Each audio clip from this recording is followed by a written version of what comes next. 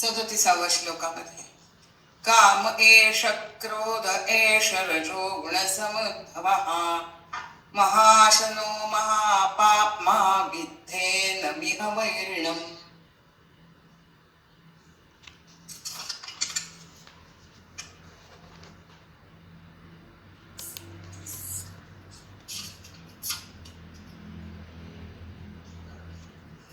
आघात घेऊया अगोदर. काम एष, शच्या नंतर क चा उच्चार करायचा.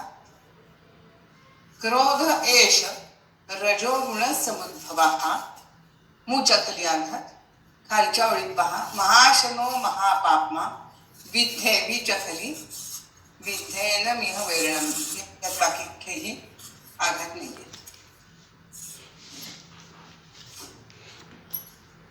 काम एष क्रोध एष, इथे थांबूया. रजो गुण समुद्भवः महाशनो महापाप्मा, इथे थांबूया. विद्धेनमिह वैरिणम्.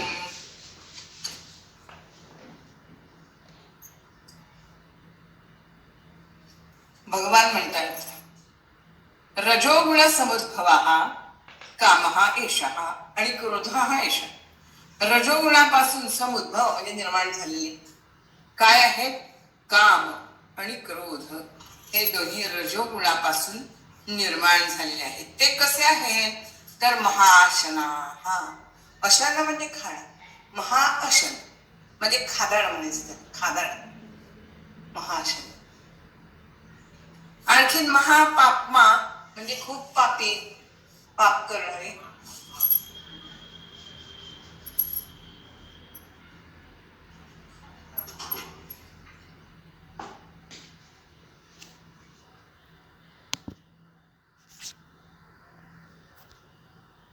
पाप्मा म्हणजे फार पापी, असे वैरिणम म्हणजे वैरिक शत्रू आहेत.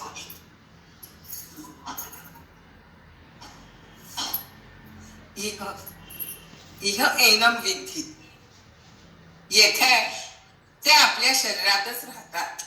एकत्रित अर्थ पाहूया आपण. भगवंत सांगतात रजोगुणापासून उत्पन्न झालेले काम क्रोध हे फार खादाड आणि फार पापी आणि वैरी आहेत. आणि ते इथंच म्हणजे ते आपल्या शरीरामध्ये राहतात. आता आपल्याला पापाचरण करायला कोण भाग पाडतं, असा अर्जुनाचा प्रश्न. भगवंत सांगतायत की ह्या कामना माणसाच्या मनात ज्या निर्माण होतात, त्या कामनांची जर पूर्ती झाली नाही तर माणसाला क्रोध येतो, राग येतो. आणि आता हा कुठून, कामना ही कुठून निर्माण होते, क्रोध कुठून निर्माण होतो? तर रजोगुण समुद्भवः, रजोगुणाचे पुत्र आहेत हे सगळे. रजोगुणाचे पुत्र आहेत म्हणजे काय? कामना, इच्छा, ज्या वस्तूबद्दल, व्यक्तीबद्दल आपल्या मनात जेवढे जास्त विचार, जेवढे जास्त चिंतन, तेवढी त्या वस्तूबद्दलची कामना जास्त असते. म्हणजेच इच्छा किंवा कामना पूर्ण झाली नाही म्हणून त्याची जी प्रतिक्रिया होते तिला आपण राग किंवा क्रोध असं म्हणतो. ज्याच्या मनात तीव्र इच्छा असत नाही तो कधीच क्रोधी असू शकत नाही. रजोगुणातून उत्पन्न होणारे हे काम क्रोध. माणूस जेव्हा काही कर्म करतो तेव्हा ते कर्म केल्यानंतर त्याला इच्छा होते, म्हणजे कर्माच्या फळाची इच्छा होते. मी अमुक एक गोष्ट केली, चांगली केली, तर त्याचं मला फळ मिळायला, चांगलं मिळायला पाहिजे अशी इच्छा निर्माण होते माणसाला. आणि हा अर्थातच रजोगुण आहे. इच्छा नसेल तर कर्म होणारच नाही. पण माणूस कर्म केल्याशिवाय गप्पच बसू शकत नाही, कर्म करतोच तो. ही रजोगुणातून निर्माण झालेली कामना कशी आहे म्हटलंय तर महाशना, हा महाखादाड म्हटले तिला. महाखादाड आहे का? म्हणजे कसं आहे की इच्छा कशा आहेत या माणसाच्या कधी पूर्णच होत नाही. एक पूर्ण झाली दुसरी कामना सुरू होते, दुसरी इच्छा होते, दुसरी पूर्ण झाली की तिसरी, अशी ती एक शृंखला आहे त्याची. आणि म्हणून तसंच माणसाच्या खाण्याचं पण आहे. एक गोड लागलं की दुसरं खातं, दुसरं खाल्लं की तिसरं, असं म्हणून त्याला इथे या ठिकाणी त्यांनी काय म्हटलेलं आहे, महाआशना, हा खादड.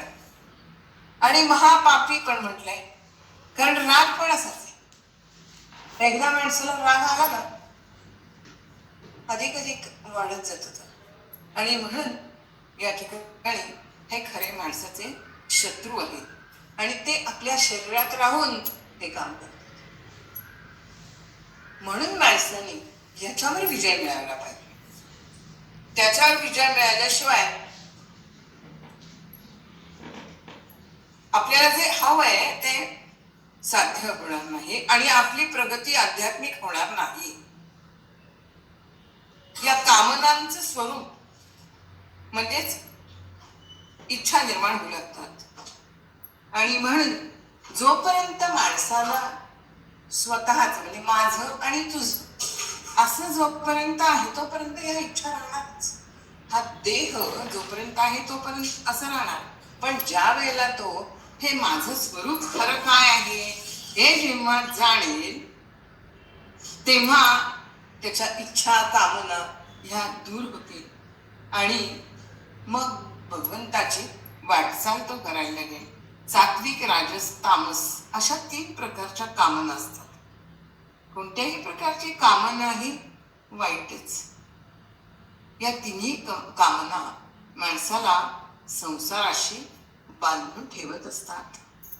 आणि म्हणून आपण भगवत मार्ग स्वीकारला की ह्या हळूहळू हळू कमी होऊ शकतात. आणि म्हणून भगवंत आपल्याला ह्या श्लोकामध्ये असं सांगतात की काम आणि क्रोध, कामना आणि इच्छा या माणसाने पहिल्यांदा कमी करायला पाहिजे. कारण ह्या कशा आहेत, वाढत जाणाऱ्या आहेत. माणसाची भूक एक खाल्ल्याने अजून खावं वाटतं, छान वाटलं जिभेला अजून खातं. एक पाप माणसाने केलं की एका पापातून तो एक पाप दळवायला आणखीन एक पाप करायला लागतो. तसा आहे ह्या कामना. म्हणून महापापा महाशना असं श्लोक कसा म्हणायचा, काम एष क्रोध एष रजो गुण समध्वः महाशनो महापाप्मा विद्धेन मिह वैरणम्